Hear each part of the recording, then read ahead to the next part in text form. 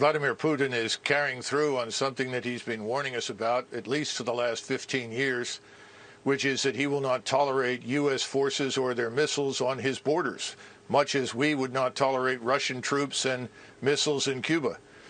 And we ignored him, and he finally acted. He was not going to allow Ukraine under any circumstances to join NATO.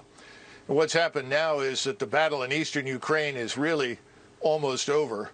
All the Ukrainian troops there have been largely surrounded and cut off. You have a concentration down in the southeast of 30 to 40,000 of them.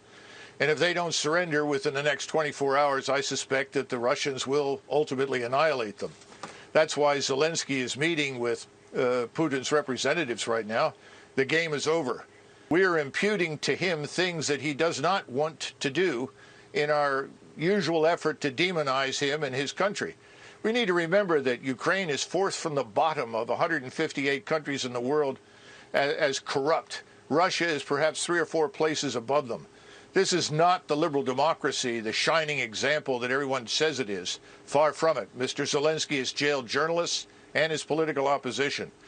I think we need to stay out of it. The American people think we should stay out of it. The Europeans think we should stay out of it.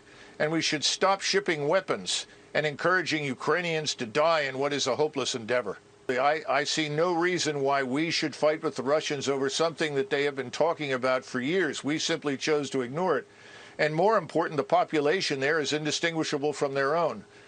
You know, the thing that's so disturbing is that on the one hand, we will not send our forces to fight, but we are urging Ukrainians to die pointlessly in a fight they can't win. We're going to create a far worse humanitarian disaster than anything you've seen thus far if it doesn't stop.